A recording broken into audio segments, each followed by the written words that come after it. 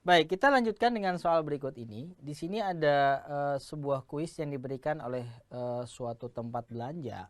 Ketika orang berbelanja 500.000 ke atas, maka dia diberikan kesempatan untuk memutar suatu roda. Ya, kalau di sini nanti ada penunjuknya begitu, ya nanti di gambar di catatan tuh dilambangkan dengan juring-juring begitu ya. Nah, supaya lebih jelas silahkan lihat catatannya.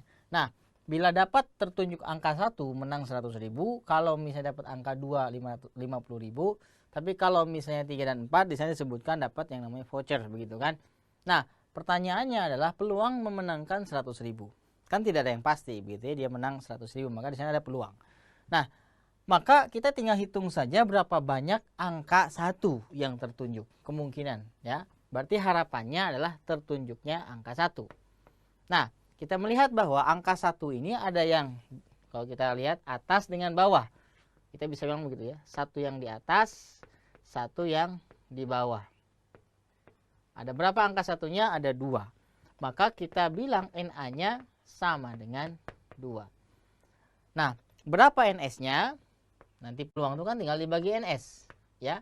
Nah, berapa NS-nya kita hitung berapa banyak angkanya. Kalau kita hitung dari atas, di sini ada 1 2 3 4 5 6 7 8 9 10 11 12 13 14 15 16 17 18 19 20 angka.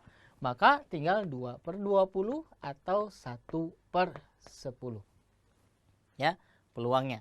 Nah, kemudian peluang memenangkan uang. Kalau kalimatnya masih bentuk begini, berarti kalau menang uang tertunjuknya angka 1 atau angka 2. Berarti bisa ini dengan ini. Gampang sekali. Maka NA-nya ya bisa kita tuliskan 1 atas, 1 bawah, kemudian 2 yang kanan atau 2 yang kiri. Walaupun tadi akan muter juga kan begitu. Ini untuk memudahkan kita mengklasifikasi sebenarnya. Kalau di buku catatan kita menggunakan frekuensi sama saja begitu ya. Nah, maka kita akan punya banyaknya angka yang memungkinkan dia dapat uang itu ada 4.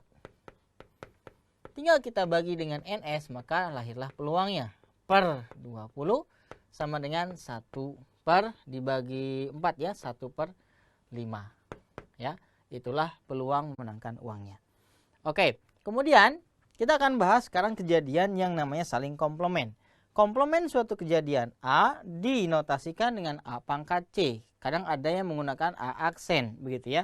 Nah, sekarang kita sepakati saja penggunaan A pangkat C. AC dikatakan sebagai kejadian selain A. Atau kejadian kebalikannya, lawan sukses tidak sukses atau gagal. Lawan genap ya tidak genap, begitu ya.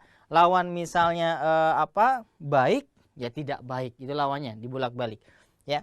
Nah, apa hubungannya dengan peluang? Bahwa untuk mencari peluang AC itu tinggal 1 dikurangi peluang A. Ya, kenapa bisa begitu? Ya, karena total jumlah peluang semua angka di sini kalau dihitung peluangnya adalah 1. Maka kalau kamu ambil satu bagian di sini, maka ini selainnya, maka ini ditambah selainnya pasti adalah 1. Ya, 1. Oke. Nah, maka di sini muncul ya teorema bahwa himpunan semua kejadian yang mungkin kalau dijumlahkan, di mana tidak ada irisan di antara kejadian-kejadiannya, dijumlahkan hasilnya sama dengan 1. Nah, kita lihat contoh soal berikut ini. Contoh, peluang gagal bagi siswa pengguna Kuiper adalah sangat kecil sekali. Ya, 0,0001 atau 1 dari 10.000. Wes kan.